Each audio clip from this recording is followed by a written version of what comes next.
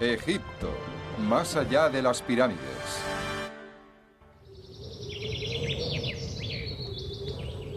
A 680 kilómetros al sur del Cairo, se alza un templo extraordinariamente bello situado al borde mismo del desierto.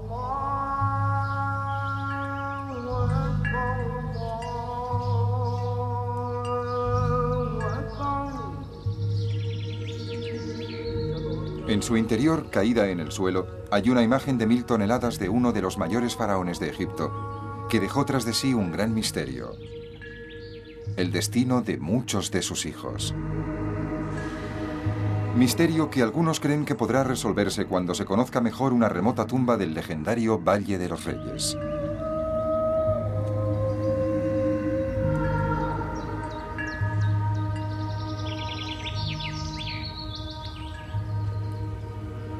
Este montón de enormes piedras en desorden fue en su tiempo una estatua de Rameses II, que gobernó en Egipto hacia el 1200 antes de nuestra era. Su cara mira al cielo, y aquí tenemos un hombro. Es una de las mayores estatuas jamás esculpidas y se levantaba aquí, en el Rameseo, el templo funerario de Rameses, cerca de la actual Luxor. Se cree que en el siglo V, los cristianos coptos derribaron la estatua y que con el paso de los siglos, los terremotos acabaron de destruir los restos del faraón caído. De todos modos, Rameses dijo la última palabra y hoy su imagen constituye una ruina colosal. Esta estatua es el mejor símbolo del papel de Rameses II en la historia de Egipto. Fue un faraón que llevó sus ejércitos a la victoria y que construyó grandes monumentos por todo el país. Gobernó 67 años. Su reinado fue el segundo más largo de un faraón. Después de su muerte, la historia le recordaría como Rameses el Grande.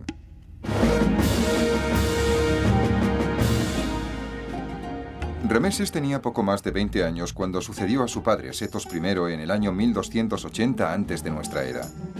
Setos había sido un faraón dinámico y triunfante y se aseguró de que su hijo tuviera una buena preparación para sucederle. De niño, Rameses acompañó a su padre a la guerra y aprendió de primera mano la forma de dirigir un ejército. Siendo aún joven, estudió técnicas de ingeniería y supervisó las canteras, donde se tallaban los grandes obeliscos destinados a decorar los templos egipcios. Su formación valió la pena. El reinado de Rameses II fue inigualable en logros y estabilidad. El adolescente que había acompañado a su padre en las batallas se convirtió en un decidido guerrero que defendió Egipto de las amenazas exteriores.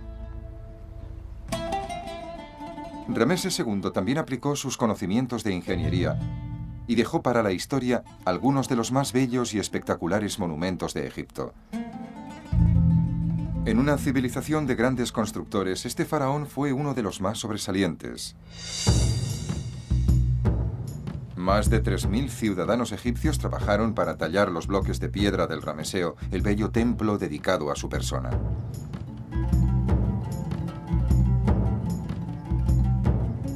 Y sobre los acantilados desde donde se domina el Nilo Nubio, Rameses hizo construir uno de los mayores monumentos dedicados a glorificarse a uno mismo, el impresionante templo de Abu Simbel, en cuya fachada están talladas 4 colosales estatuas del faraón que miden 18 metros de altura. Creo que Rameses se puede incluir entre las grandes figuras históricas del antiguo Egipto. Fue un militar de talento que, con sus batallas, aseguró cierta estabilidad a su reino. Y llenó Egipto, desde el delta del Nilo hasta Nubia, de monumentos que cuentan la historia de su reinado. Rameses fue un gran guerrero y sus monumentales construcciones sorprendieron ya a los primeros turistas que navegaron por el Nilo en tiempos de los griegos y los romanos. Durante su reinado, la fama y la riqueza de Egipto crecieron y sus súbditos vivieron un período de esplendor. Tan grande era la opinión de Rameses sobre sus propios logros que se declaró a sí mismo divino. Un dios que vivía entre los mortales. Sin embargo, su condición divina no impresionó a un famoso grupo de visitantes de su país. La tradición judio-cristiana menciona a Rameses II como el faraón que en tiempos de Moisés ordenó el éxodo de los israelitas de Egipto. De todas sus hazañas, tal vez la mayor fue una paternidad muy pródiga. La bella Nefertari fue su esposa más famosa, pero tuvo otras muchas reinas oficiales, esposas menores y concubinas. Gracias a ellas, Rameses fue padre de un centenar de hijos conocidos, entre los que se incluyen al menos 50 varones. Tener tantas esposas e hijos probablemente no era insólito en un faraón. Lo que sí resulta insólito es que Rameses elaborara listas de sus hijos y dejara constancia de ellas en muchas construcciones. En las paredes de los templos los hizo representar en largas procesiones principescas, en las que figuran tanto los hijos como las hijas del rey. Gracias a estas listas se pueden establecer los descendientes de Rameses.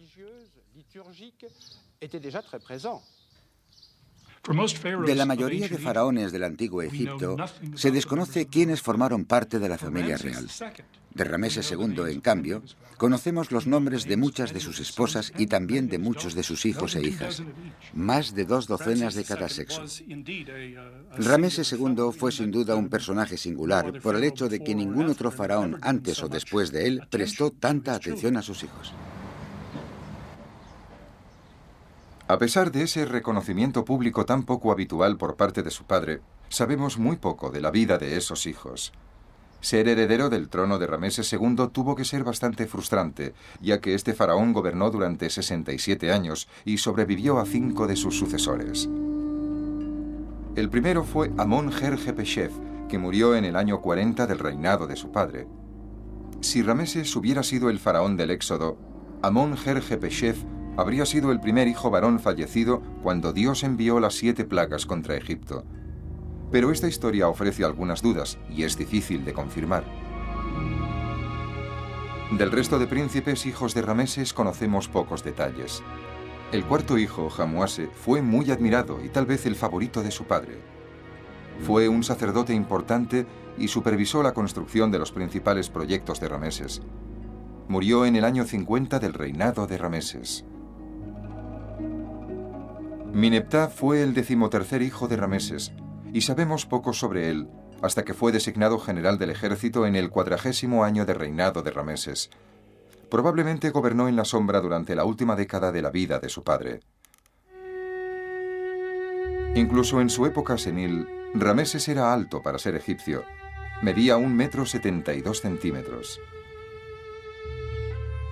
En los últimos años de su vida se vio afectado por una artritis y una desviación de la columna. Y como la mayoría de sus compatriotas padecía problemas dentales. Tenía una constitución delicada, una nariz aguileña y afilada y unas orejas grandes y agujereadas. Era un poco vanidoso, ya que a una edad avanzada aún se teñía el pelo de una tonalidad rojiza. Hasta el final de su vida, Rameses II no dejó de ser Rameses el Grande, activo, enérgico y una gran presencia en la vida de su nación. Pero hasta a un dios viviente le llega su fin.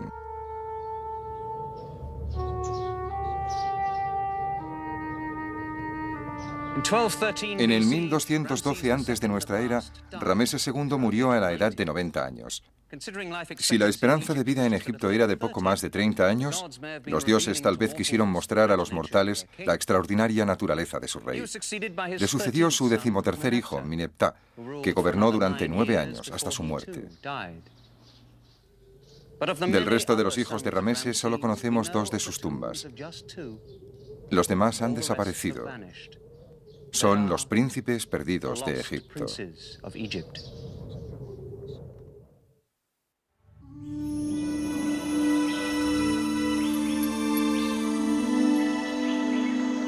El largo reinado de Rameses II llegó a su fin en el año 1212 antes de nuestra era. Sin duda fue un momento de gran tristeza en Egipto. Pocos súbditos de Rameses habían conocido otro rey. Durante 40 días, los sacerdotes realizaron el riguroso ritual de momificación en su cuerpo. Pusieron su estómago, intestinos, hígado y pulmones en unos contenedores especiales llamados vasos canopos. Secaron el cuerpo con una sal especial, lo adornaron con amuletos y joyas y lo envolvieron con tiras de lino. Al final colocaron la momia en un féretro decorado e iniciaron el viaje al Valle de los Reyes, en el sur de Egipto. Estamos ante la tumba de Rameses II. Esta impresionante sala se excavó hace poco tiempo y es la primera vez que se filma. Es la sala más grande del Valle de los Reyes. Se supone que los sacerdotes transportaron el cuerpo momificado del faraón a esta cámara y lo bajaron hasta un gran sarcófago que se encontraba aquí. Debieron poner sus vísceras contenidas en los vasos canopos en un arca de alabastro que bajaron hasta este hueco. Encima había una bella capilla dorada de madera. Una vez terminados los últimos rituales, los sacerdotes barrerían el rastro de sus huellas mientras abandonaban la tumba y dejaban solo al gran faraón para toda la eternidad en este bello lugar, en el corazón de la montaña.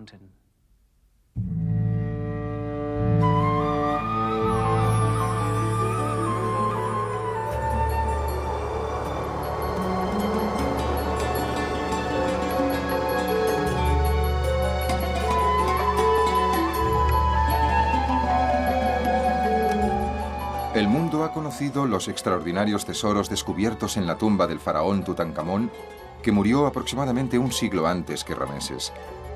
Si Tutankamón, un rey menor que tuvo muy poca influencia en la historia de Egipto, fue enterrado con tal tesoro, podemos imaginarnos los magníficos objetos y joyas que debieron llenar la tumba de Rameses el Grande.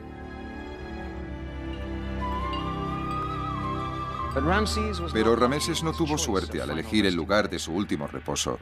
Al cabo de 150 años de su muerte, los ladrones de tumbas consiguieron llegar hasta el sitio donde descansaban sus restos y se llevaron lo que debía de ser el fabuloso tesoro de esta tumba del faraón de los faraones. Todo lo que nos ha quedado son unos pocos pero valiosos restos, descubiertos no hace mucho por el egiptólogo francés Christian Leblanc. En la tumba de Rameses II encontramos algunos objetos que pertenecían a la decoración funeraria. Lo más destacado son los restos de los vasos canopos en los cuales se colocaron las vísceras del rey. También hemos encontrado fragmentos de la cama funeraria. En la parte inferior delantera tenía dos cabezas de leopardo como estas, en las que se ven algunos vestigios de un color que parece oro. Y esta pieza, absolutamente excepcional, es una estatuilla de Rameses representado a una edad temprana. Estaba colocada cerca de la momia del rey, en la que tuvo que ser una de las más bellas y suntuosas tumbas reales. Desde los tiempos más remotos, los ladrones invadieron y profanaron las tumbas. Habitualmente trabajaban en grupos y sobornaban a los guardias. A menudo penetraban en las tumbas cuando se producían tensiones políticas que amenazaban la seguridad nacional y distraían a los encargados de su protección. Aparte de estos pocos objetos, el resto del tesoro funerario de Rameses ha desaparecido. Pero gracias a un milagro, la momia de Rameses permaneció intacta. Los sacerdotes, que consideraban las momias faraónicas como dioses, tomaron medidas drásticas para proteger de la profanación los restos mortales de Rameses.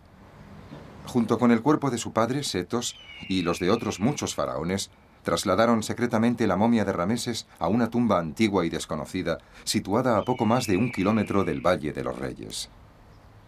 Aquí dejaron sin grandes ceremonias el cuerpo de uno de los grandes faraones de Egipto, amontonado junto con otras momias reales. Este secreto lugar de reposo estaba cerca y a la vez lejos del lujoso lugar construido para albergar su cuerpo. Su gran tumba quedó abandonada y desprotegida. Como humillación final, en los siglos siguientes al traslado de la momia del faraón, hubo una serie de tormentas poco habituales en el desierto, que llenaron la tumba de agua y destruyeron las pinturas y los excepcionales relieves que cubrían toda su superficie. El estuco chorreaba por las paredes, las estatuas se descompusieron y los escombros procedentes de las inundaciones llenaron la tumba desde el suelo hasta el techo. A los descubridores de este lugar les costó mucho trabajo entrar.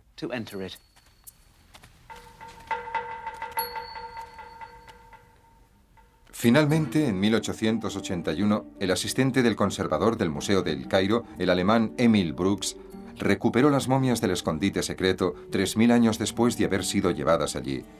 El lugar donde se encontraban los restos de Rameses ya no era un secreto.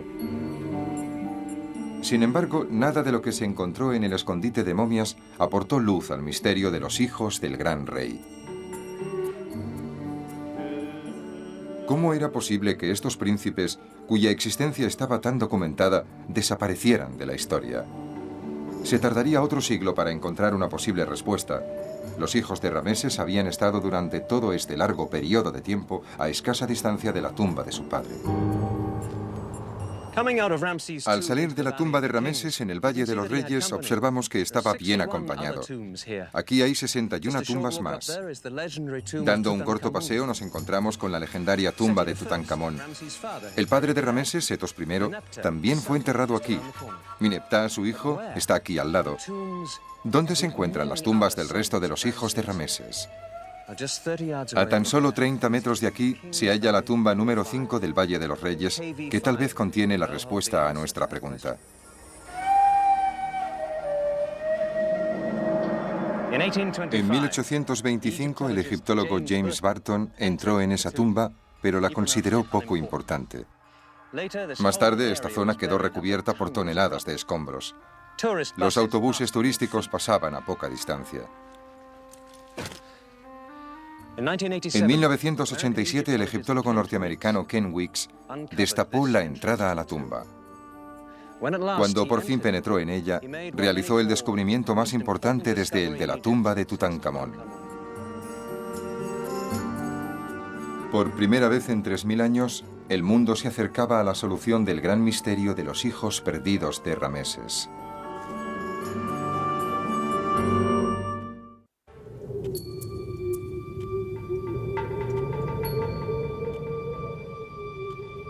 Durante 450 años, los faraones de Egipto fueron enterrados en un desolado valle situado en pleno desierto para proteger sus tumbas de los ladrones. Esta zona es conocida como el Valle de los Reyes. En él se cavaron 62 tumbas en la piedra caliza. Estos palacios subterráneos se embellecieron suntuosamente con pinturas y relieves.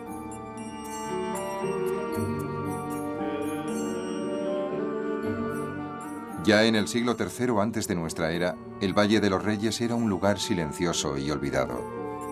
A principios del siglo XVIII, un clérigo inglés llamado Richard Pocock visitó el valle y dibujó un primer mapa. Otros egiptólogos europeos le siguieron, pero el mapa de las tumbas seguía siendo impreciso e inexacto.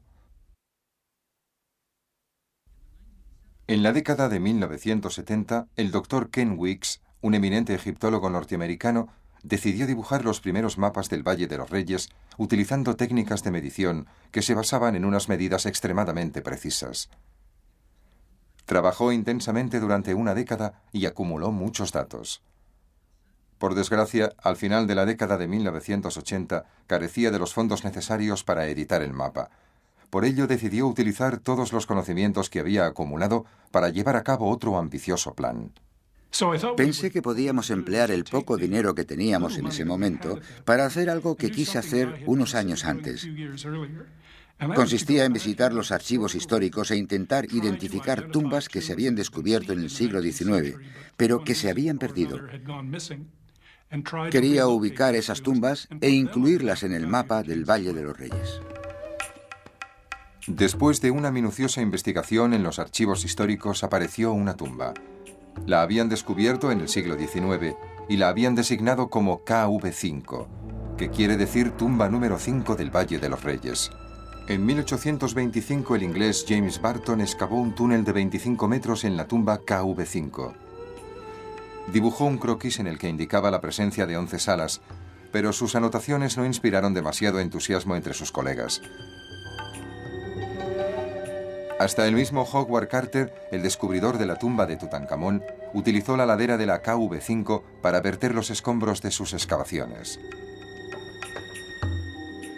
Sepultaron la tumba bajo 3 metros de piedras y, como si eso no fuera ya suficiente, unas riadas provocadas por unas lluvias torrenciales que asolaron el Valle de los Reyes acabaron cubriendo de escombro la entrada de la tumba, que quedó escondida. En 1920, o tal vez antes, la KV5 era un recuerdo lejano y distante. No se veía nada. Pero a Ken Weeks le intrigaban los dibujos que Barton había hecho de la tumba. En su mapa apareció una tumba distinta de las que había visto. Casi todas las tumbas del Valle de los Reyes tenían unos largos pasillos que fueron tallados en la roca firme.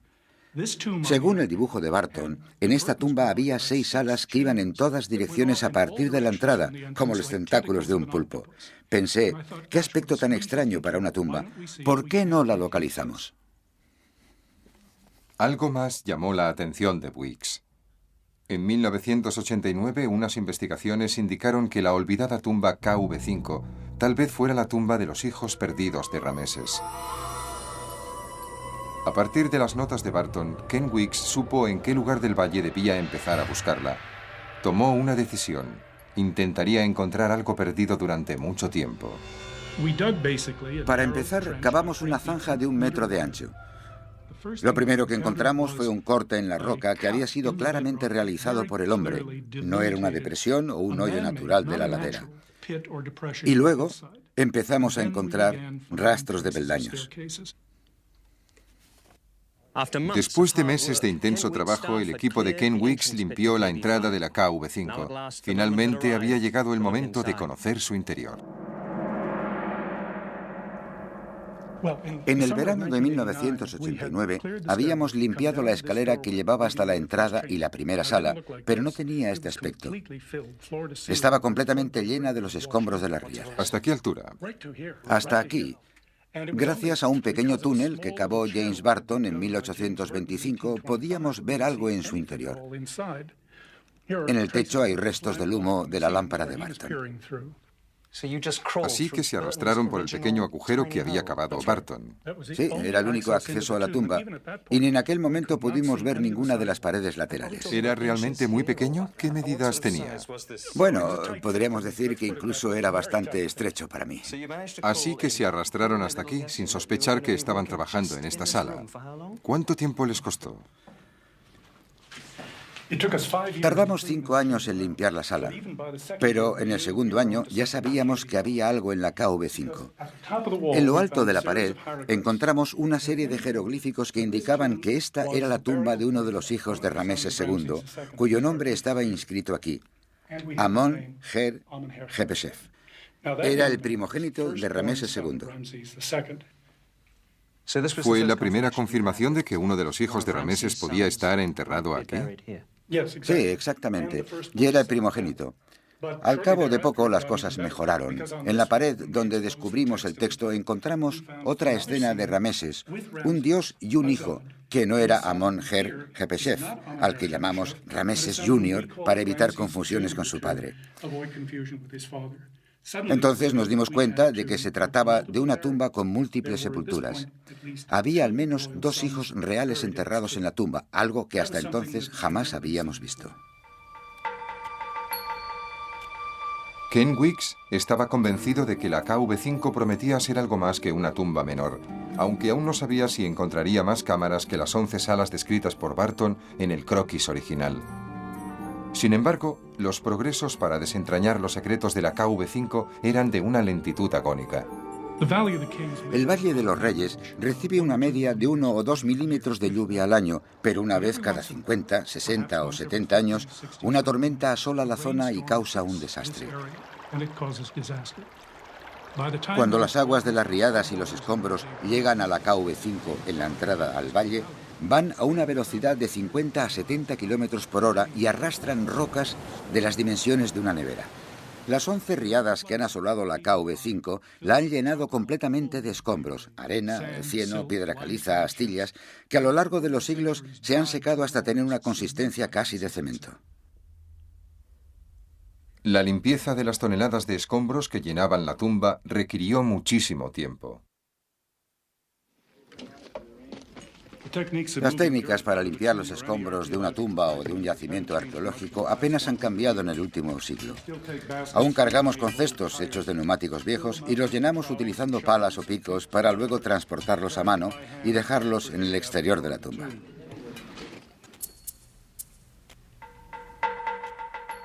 Tardaron 5 años en vaciar 2 pequeñas cámaras. Aparte de haber descubierto los nombres de 2 hijos de Rameses, Ken no encontró mucho más. Ahora les quedaba limpiar la sala 3, mucho mayor. Lo que Weeks descubriría en esta zona justificaría todos los años de paciencia y arduo trabajo. Ken Weeks se arrastró hasta la 3ª sala por este pequeño agujero. Esperaba encontrar algo debajo de esa enorme acumulación de escombros, pero no pudo llegar hasta allí. Se dio cuenta de que los pilares no aguantarían y que tenían que asegurar las grandes grietas que había en el techo de caliza. Un trabajo que justo ahora se acaba de terminar. El mapa de Barton mostraba una puerta misteriosa en la pared posterior, y Ken Weeks empezó a excavar en esa dirección hasta que en 1995 consiguió profundizar lo suficiente para arrastrarse por esa entrada. Lo que pasó a continuación es uno de los grandes momentos de la historia de la arqueología moderna. Finalmente, Ken Weeks estaba a punto de ver qué había más allá de la sala 3. Iba a entrar en un lugar donde nadie había entrado desde los tiempos de los faraones. Creíamos que encontraríamos otra sala pequeña, como la sala 1 o la 2. Sin embargo, enfocamos las linternas y no vimos nada. Solamente oscuridad. Eso significaba que la sala no tenía fin. No podíamos ver el final. Luego, cuando pudimos iluminar la tumba con electricidad, se convirtió en la visión más increíble que jamás he tenido en mi vida. A 30 metros, corredor abajo, alineada con las puertas que lo flanqueaban, encontramos una estatua del dios Osiris. Cuando llegó hasta aquí ya vio que era un hallazgo increíble. No paraba de repetirme, es increíble, no hay nada igual en el Valle de los Reyes. Había salas a ambos lados. Cada 3 metros había una puerta que llevaba a una sala pequeña o a un conjunto de salas. La mayoría están tapiadas. Sí, aún no las hemos excavado. En aquel momento seguro que pensó que lo que había encontrado allí era uno de los descubrimientos arqueológicos más importantes del siglo. Jamás se había encontrado algo igual. Fue cuando llegó a este punto que tuvo esa visión sorprendente. Una estatua de tamaño natural que al principio pensamos que representaba al dios Osiris, pero que ahora creemos que se trata de una representación de Rameses como Osiris, el faraón deificado que da la bienvenida a sus hijos en este corredor y en su ingreso a la próxima vida. La bella estatua de Rameses acabó de certificar que esta era la tumba de sus hijos reales. Con el hallazgo del corredor 7 y de su complejo de salas, la importancia del descubrimiento de Ken Weeks empezó a difundirse por el mundo.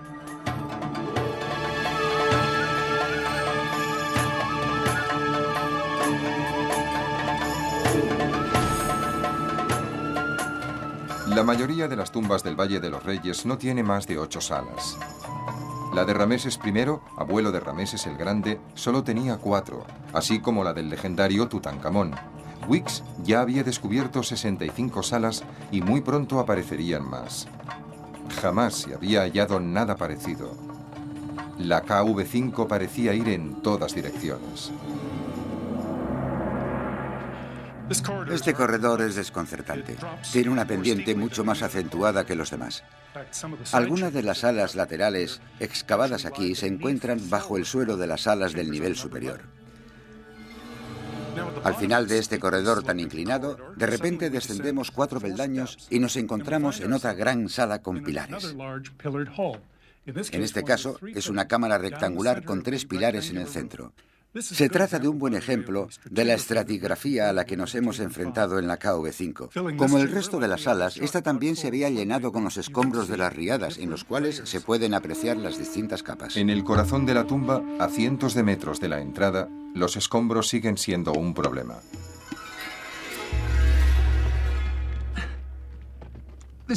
Este es uno de los corredores que aún están por excavar. Va hacia el sur, directamente hacia la tumba de Tutankamón. Nadie sabe con certeza por qué. Hay una pared lisa al final y tal vez haya otra entrada. El problema es llegar hasta allí.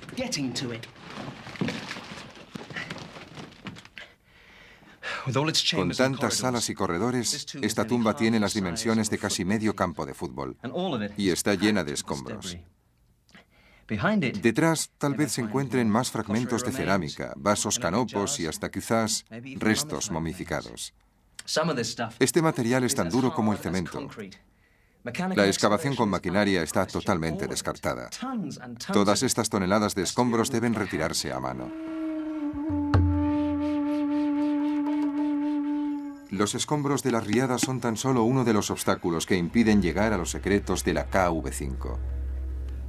Creo que esta es una de las partes potencialmente más interesantes de la KV5. Desgraciadamente, también es la más peligrosa. Al estar situada debajo de la carretera por la que han pasado los autobuses turísticos durante los últimos 40 años, el techo se ha desplomado. Levantarlo sería una tarea muy costosa, pero estoy convencido de que, si pudiéramos hacerlo, encontraríamos pruebas, tal vez un sarcófago u otra obra de arte funerario, que probaría sin lugar a dudas que la Sala 5 fue el lugar donde se enterró a uno de los hijos del rey. A causa de las inundaciones, las pinturas y relieves de las paredes de la KV5 están muy deteriorados. Pero a medida que se vacían las salas, los restos de relieves indican con claridad que la KV5 estaba magníficamente decorada. Los relieves de la pared norte del corredor, 7, son espectaculares. Proporcionan uno de los mejores ejemplos de escultura en relieve de la tumba. Originariamente estaban pintados, pero ahora solo queda el contorno. Aún así, se puede apreciar el elegante trabajo en la figura de uno de los hijos de Rameses II, cuyo nombre desgraciadamente desconocemos. Lo presenta su padre con un montón de ofrendas a los dioses. En este caso, Nut y Hathor, delicadamente representada con un bello rostro. Algo raro sucede en este corredor justamente en este punto. Aquí arriba había unos bellos relieves en las paredes, pero de pronto deja de haberlos y las paredes se vuelven ásperas como si necesitaran yeso. No tengo ni idea de cuál es el motivo, a excepción de una posibilidad. Originalmente, quizás el corredor acababa en este punto y luego se prolongó. Tal vez la tumba se agrandó para albergar los cuerpos de los otros hijos de Rameses II que fallecieron antes que él. A medida que en la tumba se van descubriendo más relieves dañados, Susan, la esposa de Ken, se encarga de su reconstrucción. Incansablemente copia con todo detalle los relieves que luego se estudian para recrear las partes perdidas y la pintura que los recubría. Una vez dibujados los trazos dañados, Susan reproduce los colores originales basándose en fragmentos diminutos de pintura encontrados en las paredes de la tumba. Este es un hijo de Rameses. Lleva un collar azul muy brillante y un vestido de sacerdote bastante elaborado de color amarillo con rayas rojas.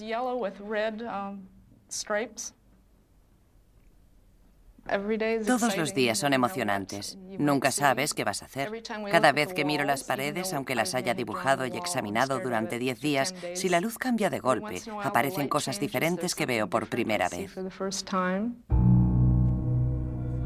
Finalmente, después de 3.500 años, podemos volver a ver las fantásticas pinturas que en su tiempo embellecieron esta tumba. Pero en la KV5, el éxito y la frustración van muchas veces de la mano. Una y otra vez la tumba parece que se burle de los Wigs. Es como si el gran Rameses no quisiera desvelar el misterio de sus hijos. Sabemos que la tumba original estaba magníficamente decorada con unos relieves pintados con colores brillantes.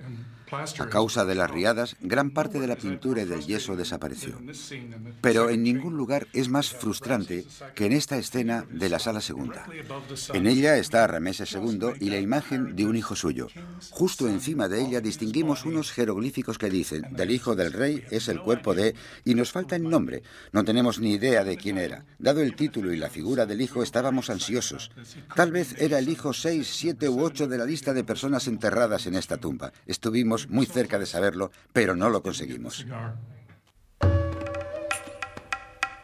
Después de 10 años de excavaciones, la KV5, con sus más de 100 salas, se puede considerar la mayor tumba y la de diseño más original del Valle de los Reyes, y probablemente de todo Egipto.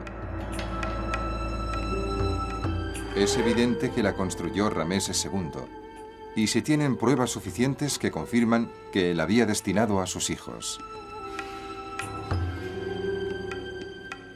Hemos hallado los nombres de algunos hijos de Rameses escritos en las paredes de la KV5. Tenemos más de 2 docenas de representaciones de este faraón en las que presenta a alguno de sus hijos a los dioses.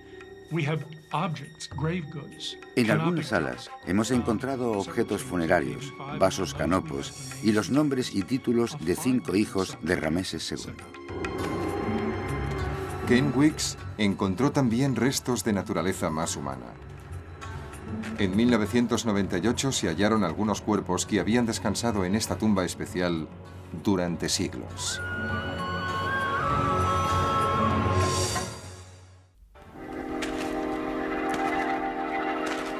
Como en todos los grandes enigmas, se necesitaba un cuerpo para resolver el misterio de la KV5.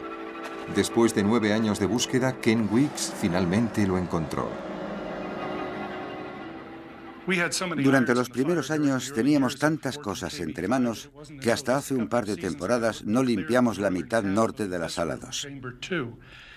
Para nuestra sorpresa, cuando llegamos al nivel del suelo, encontramos 2 cortes paralelos irregulares que indicaban que ahí había una cavidad. Supongo que, originariamente, debía de tratarse de la tumba de la persona que fue enterrada aquí, pues era una tumba de solo 2 salas que data de la dinastía XVIII. Cuando llegamos a la base de la cavidad, encontramos unas capas de huesos, y bajo ellas 3 cráneos humanos de varón adulto, con las vértebras aún pegadas al cuello y con restos de tejido momificado alrededor del cuerpo. Debajo encontramos otro cuerpo de varón adulto, completamente articulado. Una momia de unos 50 años de edad, reposando en esta posición sobre el suelo. Dada la posición de los brazos y del cuerpo, podría tratarse, y también en el caso de los otros 3 cráneos, de hijos de Rameses II. ¿Por qué iba a dejarse una momia tan importante en una cavidad sin ornamentación? Ken Weeks cree que la respuesta es sencilla. Cuando los ladrones de tumbas entraron en la KV5, fueron al corazón de la tumba, a las salas funerarias de los hijos, y cogieron las momias y las trajeron hasta aquí, cerca de la puerta principal, porque había más luz. Destrozaron los cuerpos en busca de joyas, de oro y de pectorales. Luego tiraron los restos al suelo y algunos cayeron en esta cavidad. Este es uno de los 3 cráneos hallados en la cavidad de la sala 2. Ahora lo estamos limpiando para que los anatomistas y los genetistas lo estudien.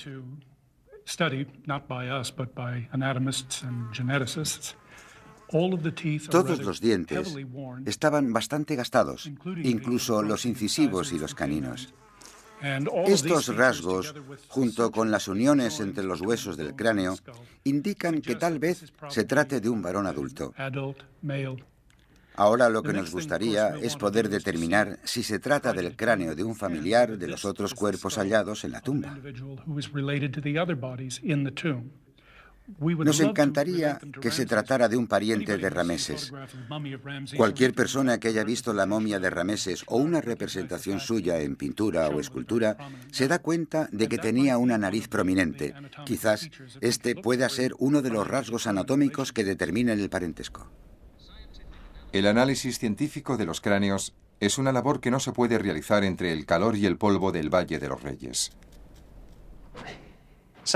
Los trabajos más minuciosos para desvelar los secretos de la KV5 no se realizan en la tumba, sino en los laboratorios de El Cairo.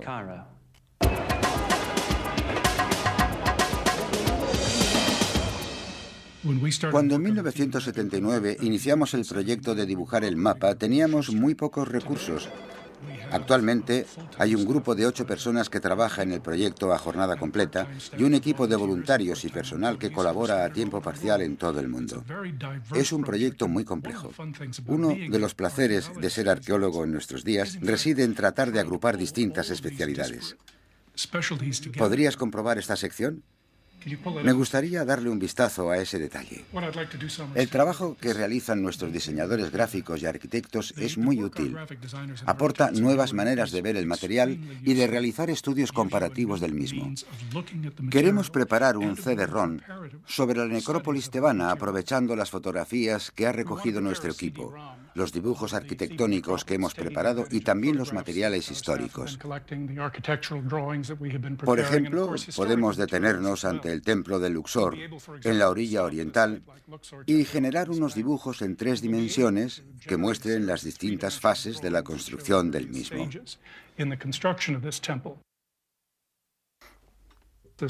Esto sin duda es la KV5. Hemos pensado preparar algo que no solo interese a los estudiosos, sino que también sea ameno y entretenido para los jóvenes y los adultos que empiecen a interesarse por el Antiguo Egipto. A pesar de todos sus esfuerzos, Ken Weeks es el primero en admitir que aún queda mucho por hacer en la KV5. El trabajo es duro, lento e inmenso. Hasta ahora se han descubierto 150 salas y solo se ha limpiado un 7% de las mismas. Pero hay algo que ha quedado claro. Durante los 3000 años en los que se construyeron tumbas en el Antiguo Egipto, no hay nada que se asemeje ni remotamente a la KV5, tanto en sus dimensiones como en su diseño. ¿Por qué Rameses II creó un mausoleo aparentemente tan insólito para sus hijos? Ken Weeks cree tener una respuesta. Sabemos que durante su reinado se declaró divino. Por ello asignó a sus hijos, al menos al heredero, muchas de las obligaciones seculares que realizaba habitualmente. Cuando uno de sus hijos, el heredero, se convertía en corregente, dejaba de ser simplemente el hijo que heredaría el trono para pasar a ser un joven rey. Y un joven rey debe enterrarse de una forma adecuada. Muchos de sus hijos tuvieron que pasar por esta extraña posición de corregentes, pero murieron antes que él y los enterraron en esta extraña tumba. En la KV5 todavía quedan muchas preguntas por responder. Pero esta tumba ha demostrado que nuestros conocimientos sobre el Antiguo Egipto son aún muy incompletos. Para Ken Weeks, la búsqueda y las investigaciones continuarán. Él quiso ser egiptólogo desde que era un niño y vivía en el estado norteamericano de Washington. Ahora espera contribuir al desarrollo de unos estudios que tanto le gustan. Además del trabajo en la KV5, me interesa desarrollar un plan general para la protección del Valle de los Reyes y para Tebas. La elevación del nivel del agua, la contaminación, el aumento de población en los pueblos cercanos y el auge del turismo están pasando factura en todos los yacimientos, tanto en las tumbas como en los templos. Nada me entristecería más que ver cómo se niega a las generaciones futuras la oportunidad de visitar algo tan mágico como el Valle de los Reyes.